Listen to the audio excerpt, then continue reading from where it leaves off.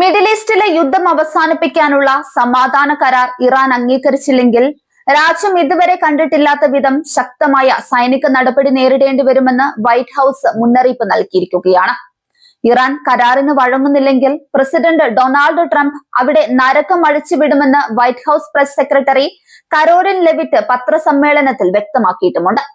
Iran നിലവിലെ യാഥാർത്ഥ്യം മനസ്സിലാക്കുന്നതിൽ പരാജയപ്പെട്ടാൽ അവർ സൈനികമായി പരാജയപ്പെട്ടുവെന്നത് അംഗീകരിച്ചില്ലെങ്കിൽ ഇതുവരെ നേരിട്ടിട്ടില്ലാത്ത അത്ര കഠിനമായ പ്രഹരം അവർക്ക് ഏൽപ്പിക്കുമെന്ന് പ്രസിഡന്റ് ട്രംപ് ഉറപ്പു നൽകുന്നുവെന്നാണ് ലെവിറ്റ് പറഞ്ഞത്.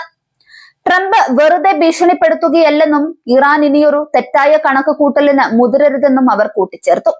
യുദ്ധം അവസാനിപ്പിക്കാനായി 15 നിർദ്ദേശങ്ങൾ അടങ്ങിയ ഒരു കർശനമായ പ്ലാനാണ് അമേരിക്ക മുന്നോട്ട് വെച്ചിരിക്കുന്നത്.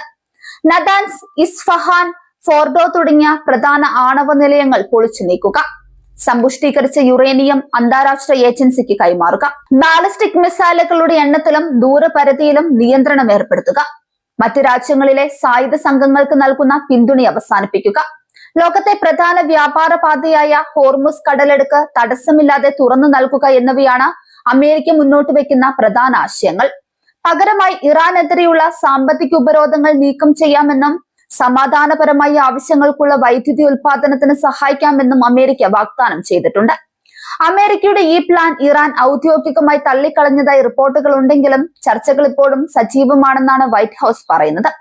പാകിസ്ഥാൻ, ഈജിപ്ത്, തുർക്കി എന്നീ രാജ്യങ്ങൾ ചർച്ചകളിൽ മധ്യസ്ഥത വഹിക്കുന്നുണ്ട്. പാകിസ്ഥാൻ സൈനിക മേധാവി ഫീൽഡ് മാർഷൽ സയ്യിദ് അസീം മുനീർ ഈ നീക്കങ്ങളിൽ പ്രധാന പങ്ക് വഹിക്കുന്നതായാണ് വിവരം. നിലവിൽ ഓപ്പറേഷൻ എപ്പിക് ഫ്യൂറി എന്ന പേരിൽ അമേരിക്കയും ഇസ്രയേലും ചേർന്ന് ഇറാനിലെ 9000-ഓളം ലക്ഷ്യസ്ഥാനങ്ങളിൽ ആക്രമണം നടത്തിക്കഴിഞ്ഞു. ഇറാന്റെ വ്യോമ പ്രതിരോധ സംവിധാനങ്ങൾക്കും നാവികസേനയ്ക്കും വലിയ നാശനഷ്ടങ്ങൾ സംഭവിച്ചിട്ടുണ്ട്. മേഖലയിൽ നിലവിൽ 50,000-ഓളം US സൈനികർ നിലയുറപ്പിച്ചിട്ടുണ്ടെന്നും കൂടുതൽ സൈന്യത്തെ അയക്കാൻ പെന്റഗൺ തയ്യാറെടുക്കുകയാണെന്നും റിപ്പോർട്ടുകൾ പറയുന്നു.